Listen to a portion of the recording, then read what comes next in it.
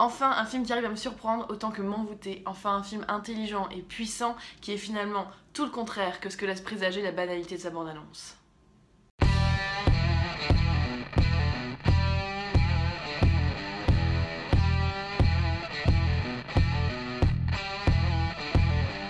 Vous l'aurez compris, aujourd'hui on va parler de Premier Contact, le dernier film du grand, très grand réalisateur canadien Denis Villeneuve. Tout d'abord, j'ai la lourde tâche de devoir vous parler de ce film en essayant de vous spoiler au minimum. Quoique si je vous dis ça, c'est déjà un peu vous spoiler, mais bon. En fait, il faut aller voir ce film en sachant très peu, c'est mieux. J'aimerais vous en dire tellement plus sur ce film que ce que je vais faire, mais je vais me retenir. Si je dis que Villeneuve est un grand, très grand réalisateur, c'est certainement parce qu'il est l'un des meilleurs de ceux qui ont émergé ces dernières années. Bon, s'il avait déjà fait des films avant, il a clairement explosé en 2010 avec le film Incendie qui lui a ensuite ouvert les portes d'Hollywood. Donc pour vraiment parler de sa filmographie, bon, il convient peut-être de citer ses 5 derniers films, donc qui étaient des films à gros budget, qui ont bien été distribués, mais qui ont la force d'être tous plus intéressants les uns que les autres. Donc on a d'abord eu en 2010 Incendie qui était un drame familial, ensuite on a eu Enemy qui était un thriller psychologique, puis Prisoners qui était un thriller avec des tueurs en série, puis Sicario qui était un thriller avec des flics et des gangsters, et enfin donc aujourd'hui Premier Contact qui est clairement un film de science-fiction.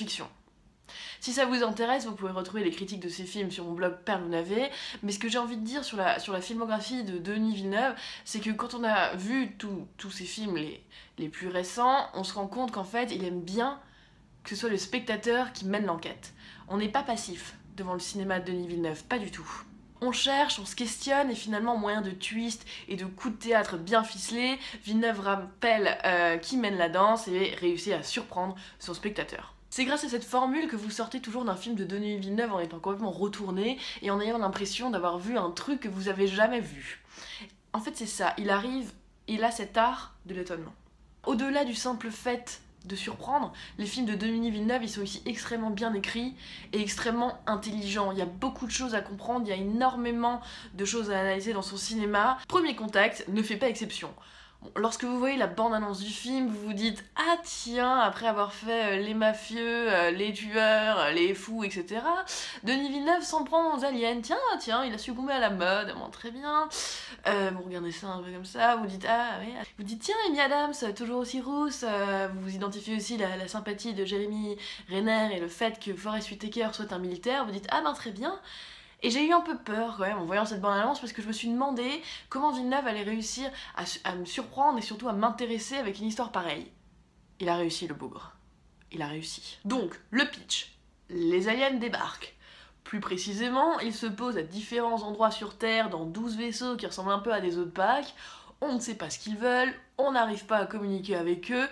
Tout le monde a la trouille, chaque pays gère son ovni comme il peut, il y a un peu de coopération internationale, mais c'est franchement difficile, parce qu'il y en a ceux qui veulent canarder les aliens, ceux qui veulent essayer de leur parler, enfin bref, les civils pillent les magasins, enfin bref, c'est la merde. Du coup, les États-Unis, eux, embauchent Amy Adams, qui est une doctoresse en langue et sciences du langage, pour essayer de communiquer avec eux. Bon, comme apparemment elle a perdu sa fille, elle a rien d'autre à faire que d'essayer de sauver le monde, et elle est accompagnée de Jeremy Renner, qui lui est un spécialiste de la physique. Voilà, donc le pitch a l'air un peu bateau, un peu niais, vous vous dites on a déjà un peu l'impression d'avoir vu ça, mais pas du tout en fait.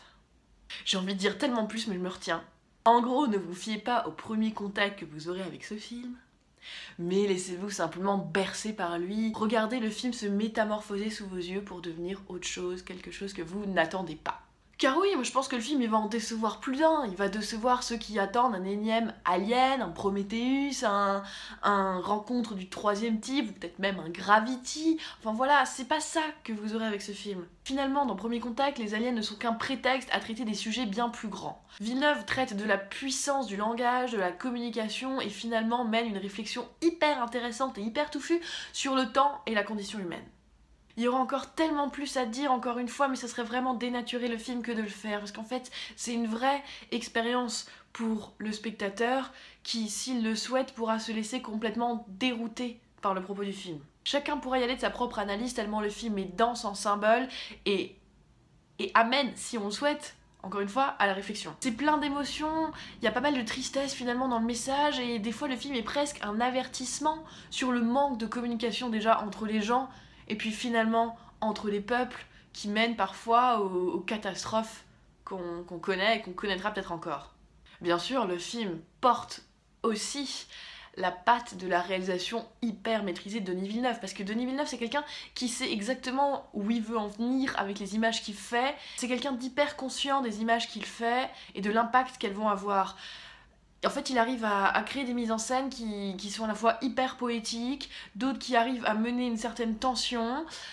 Il arrive hyper bien à filmer les gens aussi, et je trouve que Amy Adams est extrêmement mise en valeur dans ce film. Et finalement, ça donne, il y a des plans sublimes, notamment ceux, les rencontres avec les extraterrestres sont juste magnifiques. Il y a aussi un superbe traitement de la musique. Il y a un thème un peu mélancolique qui revient souvent, mais des fois il y a carrément pas de son, pas de musique du tout, ce qui rend le plan hyper immersif et ça fonctionne à mort. Les acteurs sont aussi merveilleusement bien dirigés. Déjà, ils sont bien filmés, mais en plus, ils sont bien dirigés. Amy Adams, elle est juste tout le temps. C'est une actrice immense, je trouve. Je trouve qu'elle était incroyable dans ce rôle, qui est un rôle, je pense, très intéressant pour une actrice, aussi très difficile à mon avis, et elle s'en sort à merveille. Jérémy Renner, lui, il arrive aussi à transmettre son capital sympathie sans trop en faire, dans ce film qui est quand même grave. Et Forest Whitaker, il arrive à rester à sa place de son second couteau, quoi. Donc dans le casting, rien à dire. Je trouve que c'est un excellent casting. Premier Contact, c'est un film qui dit beaucoup de choses si on veut bien les entendre. Si on est venu chercher un brutal film d'action avec des Américains qui défouraillent les aliens, eh ben on sera pas en mesure de comprendre la puissance de l'œuvre qui est Premier Contact. Villeneuve a traité le débarquement des aliens comme on l'a très peu fait au cinéma, parce qu'en fait il l'a fait de manière très réaliste, simplement. En général, dans les films d'aliens, on arrive quand même relativement vite à comprendre ce qu'ils veulent ou à communiquer avec eux. Il y a même des fois où ils parlent notre langue, ils parlent anglais, hein. Pratique quand même. Mais là, en fait, se pose la question de ce qui se passerait vraiment s'ils venaient. Comment communiquer avec une race non humanoïde? Comment les peuples traiteraient entre eux pour gérer cette question? En fait, c'est ça le vrai fondement. Villeneuve, lui, ne cherche pas à savoir d'où viennent les aliens, pourquoi sont-ils là, et comment on va les canarder pour sauver le monde. Non, c'est pas ça son propos, il est complètement différent. Et c'est donc une manière, un nouvel angle de traiter le débarquement des aliens sur Terre. En fait, Denis Villeneuve, il arrive à éviter tous les clichés du film d'extraterrestre banal pour offrir une nouvelle approche, une nouvelle vision, et signer finalement le film de science-fiction le plus humaniste qu'on ait jamais vu. Au final, Premier Contact, c'est pas un film sur les aliens, c'est un film sur les humains. Je vous conseille vraiment ce film, foncez-y. N'attendez pas de trop en savoir, évitez les émissions de radio qui racontent toujours tous les films. Laissez-vous juste surprendre, laissez-vous juste charmer par la beauté triste dont regorge ce film et par toutes les choses qu'il a envie de dire. Voilà, Premier Contact prouve encore une fois que Denis Villeneuve est un réalisateur absolument génial, sur lequel il faudra compter dans l'avenir. Premier Contact, c'est une perle, une réussite totale qui vous hantera encore après que vous ayez quitté la salle. Vraiment.